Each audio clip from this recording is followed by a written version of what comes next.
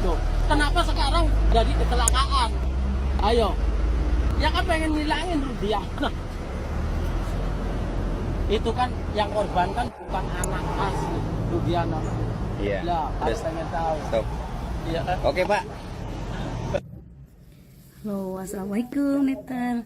Hari ini beredar berita bahwa Ibtu Rudiana dia merasa disudutkan.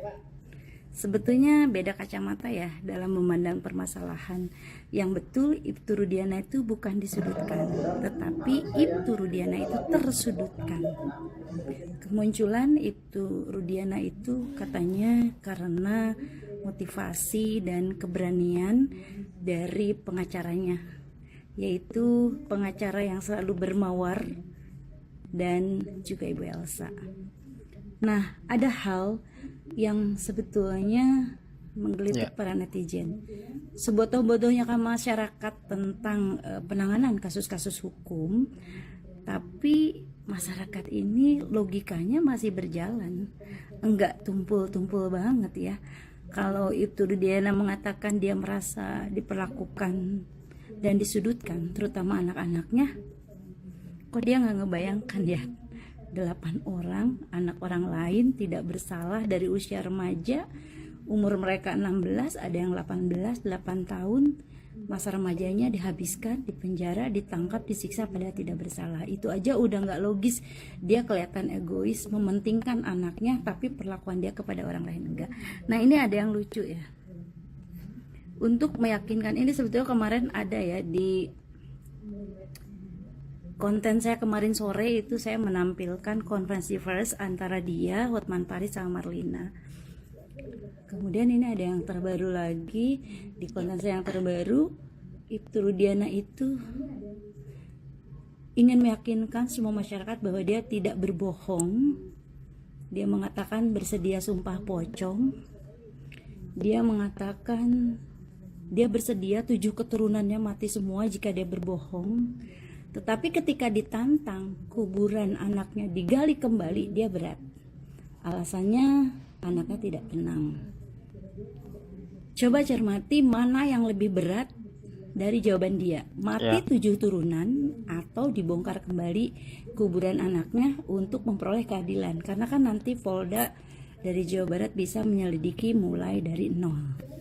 Gak logis kan? Sumpah pocong itu berat. Sumpah mati 7 turunan itu berat. Terus digali, ditantang kuburan anaknya, digali, kok dia keberatan. Alasannya nanti anaknya jadi tidak tenang. Ini sebenarnya udah kayak blunder polemik di kalangan mereka, timnya Ibtu Rudiana. Awal-awal semua kan pada suuzon begini nih, Hotman Paris itu dibayar berapa sih gitu ya, sehingga bisa menjadi mendampingi Ibtu Rudiana.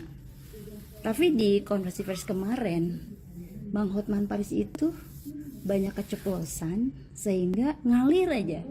Ibtu Rudiana juga ngalir menjawab ini, ngalir menjawab itu. Sampai pada satu titik kesimpulan, ini polisi pintar banget cuci tangan. Kenapa? Dia menggiring opini publik nanti bahwa kalau ini sebuah rekayasa, misalnya ini bukan tindak pembunuhan, pelecehan seksual, tetapi ini karena laka lantas atau kecelakaan tunggal, seolah-olah yang menciptakan skenario bahwa ini adalah proses pembunuhan, kemudian pelecehan dan sebagainya, itu Aep, biangnya beserta Dede. Padahal Dede udah mau mencabut BAP-nya, dia mengatakan kesaksian dia palsu karena diarahkan oleh Aep. Nah terus coba ya, logika nih, Aep tuh hanya pekerja bengkel, cuci mobil. Apa sepinter itu dia bisa membuat skenario yang mengarahkan kepada polisi juga penyidik?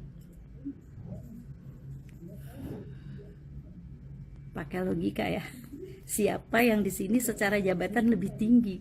Emang bisa rakyat biasa, apalagi dia kan kerja bengkel, cuci mobil juga bukan punya dia, bisa mengarahkan, membuat suatu rekayasa seolah-olah karena Aep ingin balas dendam, pernah digerebek oleh masyarakat membawa perempuan ya berhari-hari di bengkel itu, terus dia yang Pokoknya intinya aib aja.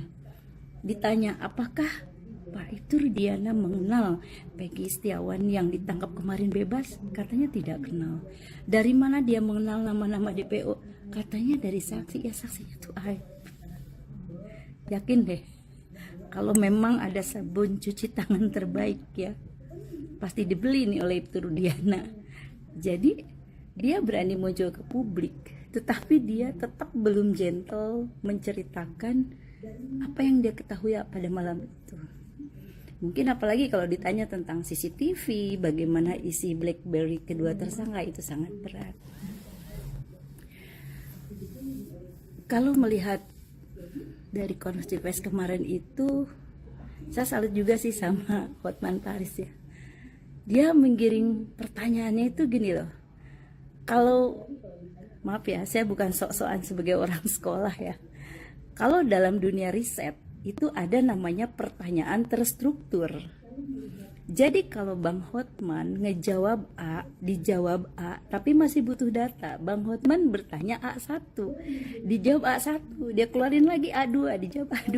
Sehingga kok Ibtu Rudiana itu terus mengeluarkan hal-hal yang justru itu dia membuat dia tersudut, bukan dia disudutkan. Padahal dari kemarin-kemarin sudah rame ya. Masyarakat itu sudah ramai memberikan tantangan bagaimana kalau makam almarhum Eki ini dibongkar kembali, terus Polda nanti meminta para penyidik itu menyelidik ulang dari nol gitu ya, dari nol. Justru ini lebih clear ya, karena pada saat 2016 itu kalau lihat bagaimana kronologi persidangan 2016 kan hal-hal yang secara prosedural itu banyak yang dilanggar ya oleh polisi juga oleh penyidik. Bahkan di kesaksian kemarin di PK-nya Saka Tatal itu sekarang muncul nih orang baru ya. Orang baru. Renaldi itu bukan Revaldi. Karena DPO namanya Revaldi, kenapa yang ditangkap Renaldi? Nah, Renaldi itu sudah mulai mengingat nih. Selama dia di dalam penjara ada penyidik yang menyiksa dia, sampai dia jalan yang ngesot, ditembak kakinya 3 kali, tapi ada yang nolong. Nah, dia sudah menyebut nama nih. Ya, namanya Aris Papua, satu lagi namanya Gugun. Hebatnya, tidak terlalu lama dari nama itu muncul, hari ini sudah beredar seperti apa kedua foto penyidik yang menyiksa para tersangka itu. Tersangka padahal dia tidak melakukan kejahatan gitu ya intinya. Nah, sekarang jadi masyarakat netizen punya tugas baru nih. Rame-rame, dan hebatnya tiba-tiba muncul nih video di tahun 2017. Ini emang bestian banget nih, Ibtu Rudiana sama Aris Papua sama Gugun. Lihat mereka lagi pakai sepatu polisi yang mode jenggol gitu. Tiba-tiba Gugun berkata akan berburu. Di situ posisi happy. Kalau Ibtu Rudiana selalu menggembar-gembor, saya akan mencari keadilan siapa yang membunuh anak saya. Kenapa ekspresi wajah dia kok happy-happy aja ya? Kemarin-kemarin malah menghilang. Sekarang pun kalau lihat ekspresi dia ketika memberikan klarifikasi, termasuk saat dia menangis di kuburan, masyarakat itu tidak memberikan empati. Malah ada yang menertawakan, malah ada yang menganalisa cocok logi ya dari ekspresi wajah dan sebagainya. Karena apa? Karena ini masyarakat terlalu lama dibohongi untuk penanganan suatu kasus hukum di kasus Vina dan Eki. Khususnya di Jawa Barat, ini sering banget. Kalau mau berpikir cukup satu, kenapa Rudiana keberatan makam anaknya dibongkar kembali? Assalamualaikum. Mana Desti? Ya, tadi kita telah melihat ya, bahwa panjang banget nih pengakuan ibu ini tentang kasus Vina dan Eki ini. Tentunya di dalam kasus ini semuanya sudah jelas di mana pengakuan dari 6 terpidana tentunya Sudirman telah membuka dua si penyiksa ya saat penangkapan. Tentunya mereka tidak mengetahui apa-apa dan mereka disuruh untuk berkata dengan yang bukan mereka yang lakukan ya. Jadi apa tanggapan Anda? Silakan cantumkan di kolom komentar dan